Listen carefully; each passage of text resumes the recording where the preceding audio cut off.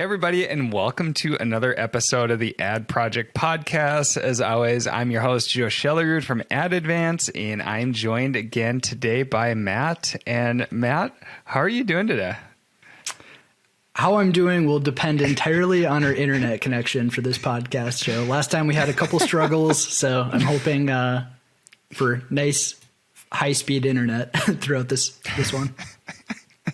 Yep. Yeah. Usually we're in the office together right now. We've been remote a bit just with some sickness going through the office, but we are, hoping to get back in soon. And I always look forward to when I ask Matt how his day is going, because it's always a tough question to answer when I ask the exact same question.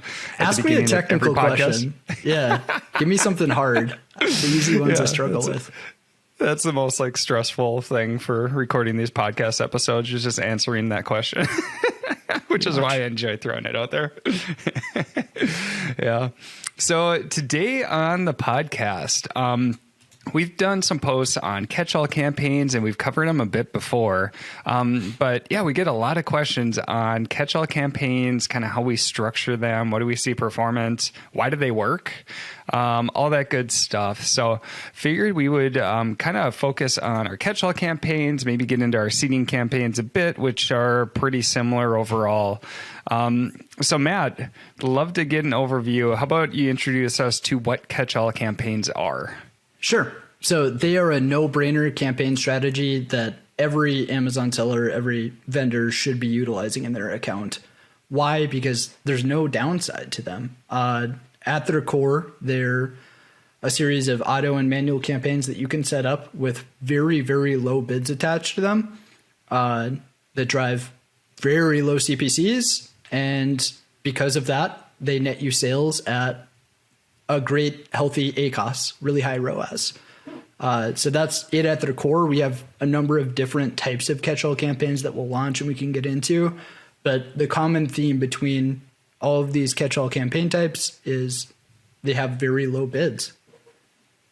So what's your thoughts? So to get impressions, to get placements on Amazon, we have a bid component and we have a placement component, or a relevancy component that goes along with it. And so why do these get impressions in the first place is always a key question we get. If you're bidding super low, shouldn't something else, for the majority of the time, win these impressions? So what's your take on that?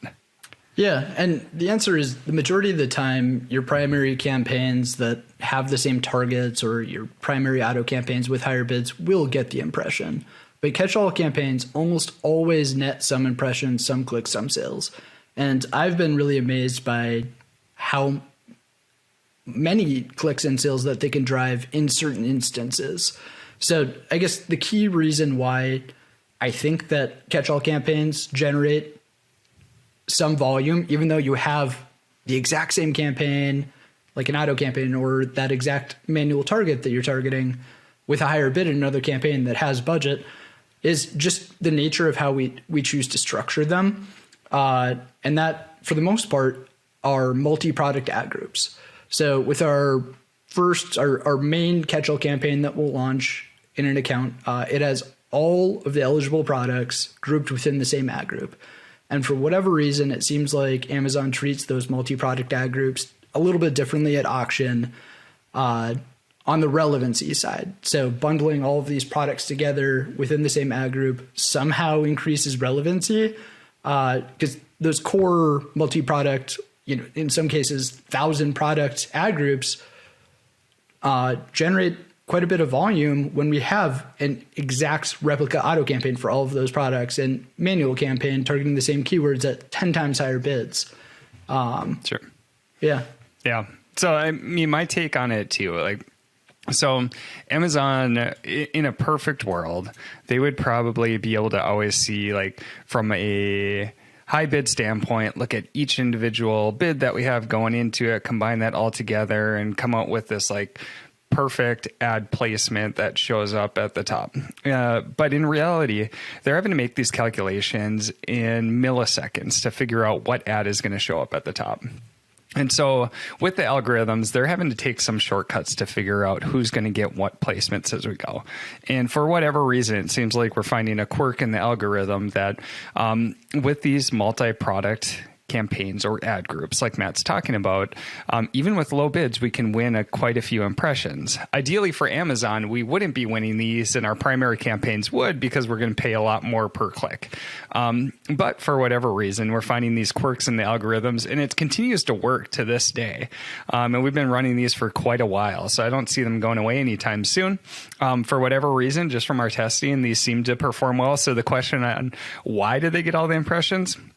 Somewhat uncertain, but seems to be a quirk in the algorithm, just with some of the shortcuts they need to take to complete that millisecond operation. But it works, and we see great performance from it. Good point. Yeah.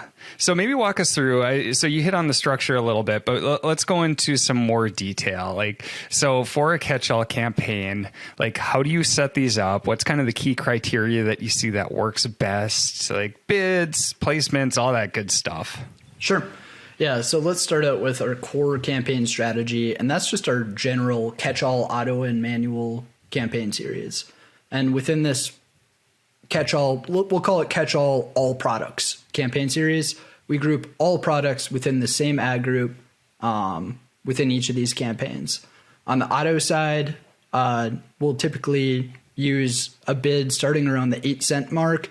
So maybe 10 cents close match, 9 cents substitutes, 8 cents loose match, 5 cents complements, something in that range where it's really low, really conservative. In terms of campaign settings, we'll use very high top of search settings. So maybe 100 to 200%, maybe 300% placements, top of search placement settings. I would say start around the 150% to 200% mark. The reason why we can do that is because our bids are so low. And then we pair that with a combination of either fixed bids for the campaign bidding strategy or dynamic up and down. And honestly, we experiment with the two bid strategies a lot for catch-all, and in different scenarios, they'll drive different results. One of the two will drive more volume. So the benefit of fixed bids is Amazon won't dynamically reduce your bid before applying your top of search placement setting. The benefit of dynamic up and down is it can escalate your bid up to 2x, so maybe 8 cents to 16 cents, and then apply that top of search setting of maybe 100% to bring it to a 30-cent CPC, which is likely well below your typical CPC still for your primary campaigns. So we'll flip between those two settings and figure out which one performs best, which one drives the most volume. And then on the manual side, the setup's a little bit more involved. So you're still picking all of your products. You're grouping them within a keyword targeting ad group and a product targeting ad group within that manual campaign. Because we're building these campaigns in a series, one auto, one manual, we'll funnel all the converting search terms from that auto campaign into this manual campaign. And then we'll also seed that manual campaign with all the top performing search terms within the account. So these are targets that are bid elsewhere. They exist in our primary campaigns. They exist in other places at much higher bids. We'll put them in there because if Amazon's willing to give us an impression, even though we lose that like ad granularity where we can pick, what keyword drives an impression for which ad, the cost per click is so low and the return so high that it's worthwhile, giving up that little bit of control for the sake of super low cost sales. Yeah. So some frequently asked questions that we get when talking through catch-all campaigns. So one is, do these products all need to be like related to each other, say in the same niche or as like variations? And the answer is no, not at all. And so we can just group a ton of products together into this catch-all campaign. And while some of the keywords may not be as relevant to that product overall, Amazon's relevancy algorithms tends to filter those out and show the right products for the right keywords. And the other key piece is that we're paying so little per click that even if you get some that aren't as relevant, in general, you're going to get these relevant clicks that show up. There may be some that aren't quite as relevant, but you're not paying that much for it. So that's one commonly asked question. Another commonly asked question. So Matt, you said that we take some keywords that like the best performing search terms from our other campaigns and we put them all into our catch-all manual. So we get the common question, well, now you have overlapping keywords. Isn't that bad because the keywords compete against each other? So one, it's a myth. Like they don't actually compete against each other. And in this case, if we're going to get the impressions at 8 cents or 15 cents or something really low, why wouldn't we take that over our main campaign, which is going to be bid a lot higher? So getting that impression coming over, I know there's a lot of misinformation, some that even comes from Amazon support on having too many campaigns with the same keywords in them. Like, that's a myth overall. Like, they do not compete against each other. And having these keywords or search terms in your catch-all gives you this opportunity to potentially get the clicks at a lot lower costs, which helps your ACoS. So I don't know, Matt, do you agree with that? Yeah, I agree with you. I don't agree with that Amazon support feedback. The benefit of a catch-all, Sure. It just outweighs that potential drawback. I don't see it as a real drawback. Just for some context, across our client mix, our catch-all campaigns have driven more than 10 million in ad sales at a 15% ACoS. So we're the median ACoS for a typical campaign across all sellers. So, really good ACoS and more competitive ACoS, it's right around 25%. So it's significantly outperforming other campaigns in terms of ACoS. And 10 million is a lot of sales to drive it, that kind of favorability. So they're Sure. effective. They're worth utilizing for sure. Yeah. So we talked about catch-all auto campaigns and key variables to use when setting that up. We talked about catch-all manual campaigns focusing on search terms. What about product targets and categories? Yeah. So product targets, we'll take a similar approach in our overarching catch-all all products manual campaign. So we'll take all the top performing search terms and that are keyword-based search terms and plug them into our manual keyword targeting ad group. We'll take all the top performing product targets and plug those into our product targeting ad group within that overarching catch-all campaign. You can definitely add category targets to those as well. Same theme, very low bid, extend your reach at a very low CPC. If you get sales, it's going to be at a great CPC, really great ACoS. So why not? Really, there aren't that many hard and fast rules to setting these up because the bids are so safe. If it's a loosely relevant keyword, you can throw it in there. You can mass target keywords, kind of like in the old days of Amazon, where you could load 1,000 keywords into an ad group, and a lot of them would pick up volume and do all right. Like 4 years ago, 5 years ago, you can do that with catch-all campaigns. Just because if they don't drive impressions, it's not hurting you. And when they do drive impressions and clicks, like you're going to get conversions at a really good return. Yeah, taking back to the good old days when cost per click was so low because competition was so low that you could get really broad and really general. And I remember all the strategies back in the day when you just use these crazy keyword generators and all right, here's 1,000 that goes in this one, and another 1,000, another 1,000, and the cost per click would be so low that you could do that. Obviously not recommended today, other than in catch-all campaigns when you're bid really low. Back in the day, key question, do you want a 5% ACoS or do you want a 10% ACoS? Yep, exactly. Yeah. So what other strategies can we implement in the catch-all standpoint or kind of taking that approach?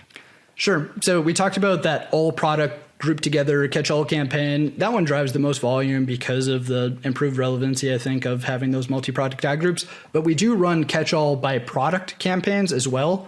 So again, an auto and manual campaign that are linked together where we'll funnel from auto into manual. But the key difference is each of our products are broken out into a separate ad group within this campaign.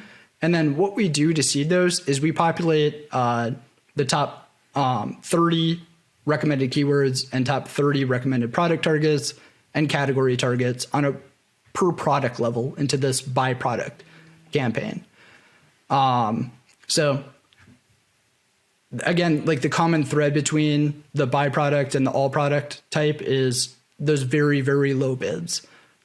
Chances are you're going to have a lot or all of those recommended keywords existing in some other campaign. That's fine.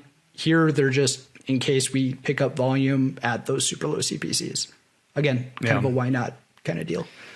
Yeah. So these ones are easy for us to create, and they're kind of, I don't know, just like cleanup campaigns. So for whatever reason, if our primary campaigns don't get the impressions and we can get them here at a much lower cost, let's do that. And so we set these up. Like, they're not huge sales or volume drivers, but they're cleanup campaigns. And if they're getting impressions at a great cost per click with great keywords, because we stay pretty targeted on how we supply these in terms of like keywords and product targets. If we're getting the click at a really low rate, why not? Exactly. And if you were to ask me, like, which one should I launch, which one will create more value, it's going to be that all products. Between the by product or the all product kind of approach, the all product grouped together campaign almost always drives significantly more volume. Some of that is just, by nature, it has more targets in the manual campaign, but the auto also picks up significantly more volume with consistent campaign level settings and bids. So we see more volume, and because of that, better results from the mass grouped ones. It's also a lot easier to set up for you. Like, exactly, we have tools and tech to be able to pull in recommended targets by ASIN with a single click across a full catalog. It's not that easy for an individual seller that doesn't have access to software. Like, they'd have to create all of these different ad groups, and then they'd have to apply all of these recommended keywords, which can be tedious. So if you're time strapped and you're looking, what's a quick win, what's a quick value adder, run the catch-all grouped all product together, and maybe skip the catch-all by product. But we have other types that you should consider using too. Kind of similar to the catch-all by product strategy is catch-all by campaign. And so this is a really good approach to use across your full campaign structure, across your full account. You have your primary campaigns, and you can essentially create a copy of those with lower bids. So if those primary campaigns run out of budget, or for whatever reason Amazon's algos decide to award the catch-all campaign an impression instead, it'll come at a lower cost.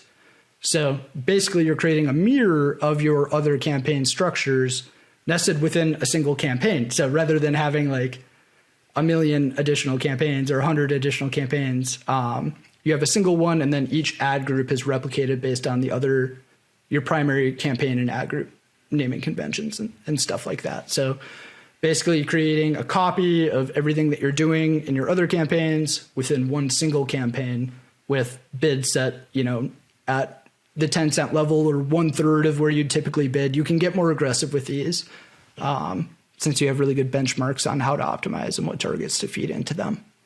Yeah, this one is one that makes even less sense that it works, because we're literally just taking copies of existing campaigns, bid much higher, and then we just bid lower. And for whatever reason, we'll still get impressions for these. And so it's another why not from our perspective. And, when we talk about ease, like for us, we can just build a tool or build into our software really quick and then just duplicate all these as we go. If you're having to do it manually, definitely takes some more work there. But from our structure, it's like, let's test this. We test it. We start seeing impressions, and it's getting a lower cost per click. It's another why not approach for us. It doesn't make any sense why it works, because you have the exact same keywords many times in the exact same campaign for this structure, and you're still getting the impressions at a lower cost per click. Yeah.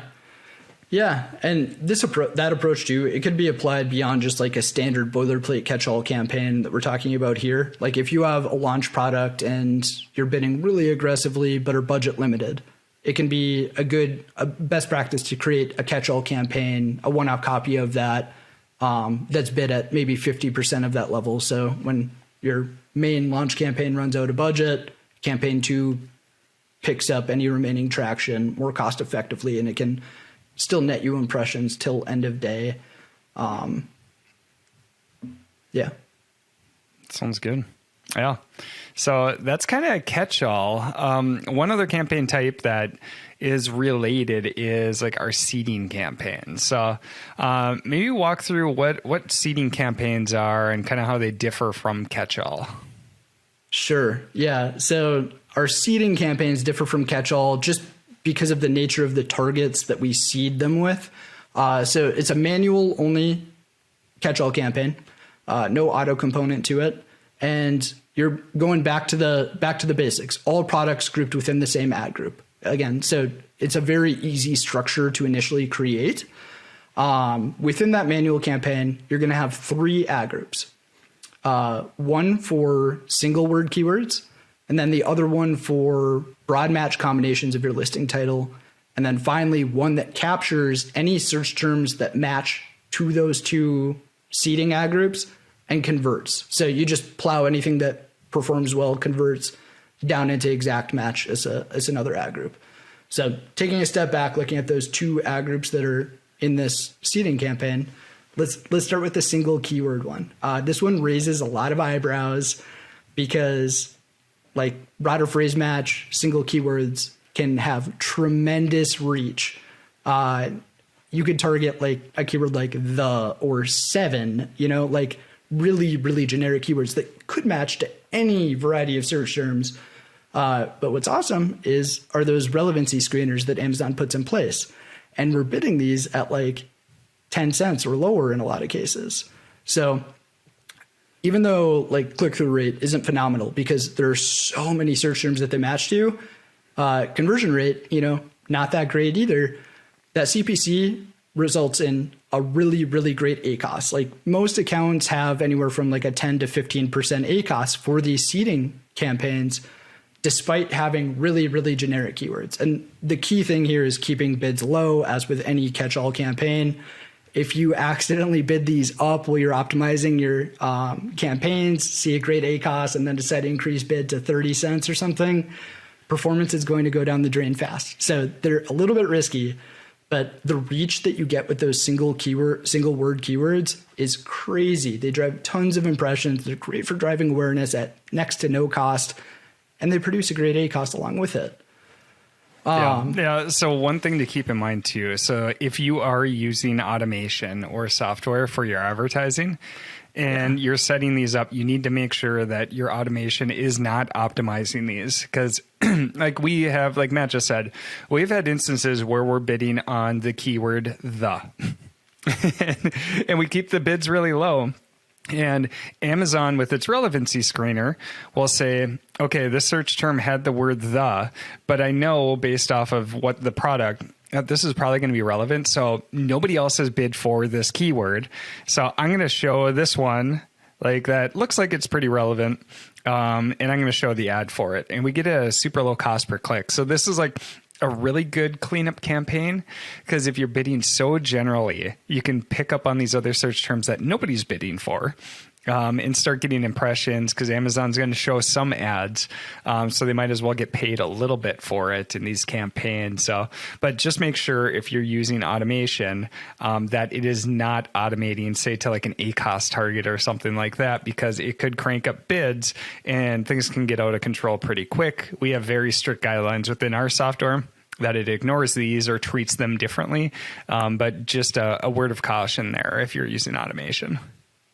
Yeah, super risky if you're not careful with these seeding and catch-all campaigns, especially seeding in those single word keywords, because if you increase that bid a little bit too much, volume can go through the roof. You'll spend really fast and potentially not convert well. So great point, Joe. And to any skeptics out there, like about single word keywords, key thing is that low bid. So the keywords for and the have combined for like over 6 figures, like well over 6 figures in ad sales for us at a 16% ACOS. So they're doing their job. They're doing well as long as they're treated right in a seeding campaign. If we bid 20 cents or 30 cents for those keywords, it'd be a completely different story. Conversion rate's not great. It's all that low CPC that's producing that great ACOS. Yep. And we do get some questions too. Like, and we're very clear when we're setting these up for our clients. Like, this is the reason why we're doing it, because if you picture, if you're a seller and you go in and you see the keyword the, it's like, what? Yeah. But this is the reason why. It's really the low CPC. That is why this strategy works. Exactly. Yeah. So the single word keyword in a seeding campaign, that's an easy ad group to set up. Go to your search term reports, pick out single keywords. You can use Excel to create a list. We do it based on search frequency of those single words. So we'll look at all search terms and then pick out individual words, sum all impressions, clicks, metrics based on a single word, and then rank them in order and then plow in the top 300. That's a pretty scientific approach that you don't need to do. You can go, you pull a search term report, pick out, 50, 100 individual words that you want to seed in that ad group and roll with those for your product mix and test initial results. Our process works really well, but it also relies on like algos that are difficult to replicate if you're an individual seller not using our software. Yep. Yep.